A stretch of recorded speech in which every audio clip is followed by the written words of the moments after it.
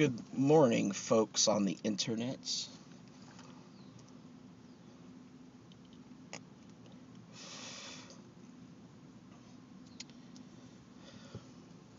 I can't remember if I've talked about this in another video, but anyway.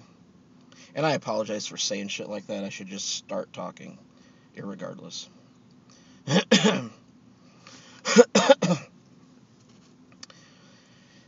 Stupid things that stupid people do. And what I mean by stupid people, basically just self-serving individuals. People who just don't give a shit, ultimately. They do what they have to. They're really good at doing the minimum. Some are worse than that.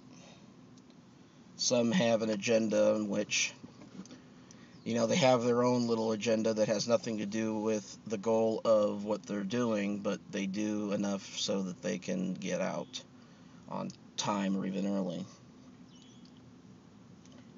And I understand they got other things they got to do, and they really don't have a lot of options, but there's some that I know that do, and they just don't care. What these people do is that they hide behind rules and regulations as a means to become lazy and be lazy. Now, while rules and regulations are important, there's some people that just, split hairs with it and just milk it for all it's worth. They milk it for all it's worth to not do the full potential of what it is, irregardless of what they're going to do further is actually breaking the rules. Because I've seen both. A lot of times my managers will actually have me bend the rules a little bit to get stuff out, because they don't have enough people in and around the place to maintain it all the time. But these people that I'm talking about, they'll just go and they'll stock it just the way that it is and say, oh, it's right. And they'll take the rest to the back and it'll fill up the back room and crap, and then we'll come in the next day or the next night or whatever. This is on overnights. And they'll actually it'll be empty, and we never got in trouble for it before. Because my one manager had me do it that way. He had me slide the tag over, which is breaking the rules, but it's bending the rules because they're trying to implement another thing that they want. And the way they want things here, exactly the way that corporate wants it, but none of having it interact with each other has no basis in reality.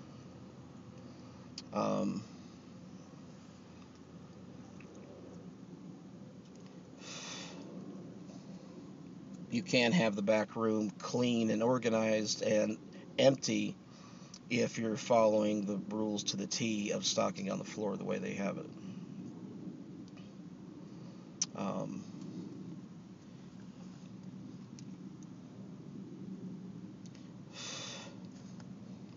So they would always make fun of me for doing it that way, but I told them, it's like, well, shoot, our one manager, he has me do it all the time, and actually he even kind of argued with the one manager about it and said, oh, it's right.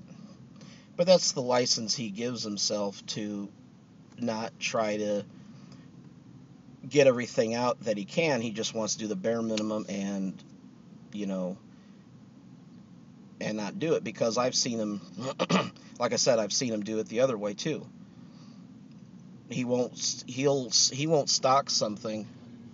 They won't stock something unless they can get away with not stocking it. If it looks full enough, they'll just throw it down and not stock it. Because they're hiding behind the rules to be lazy. And in other individuals, they get more mad about it because it's taking up a lot more time than they want you to do it.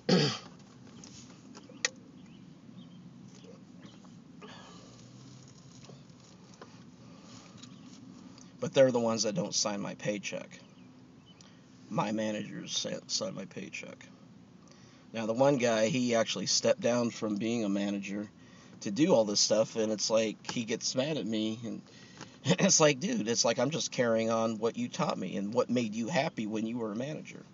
So you should have stayed a manager and you would have been fine, because you know that they would jump your ass if I didn't do it this certain way. So, but I guess that's the way it goes, actually. It is what it is. Don't really have a whole lot of control over it, except trying to do my best, and but enough about me. How about you?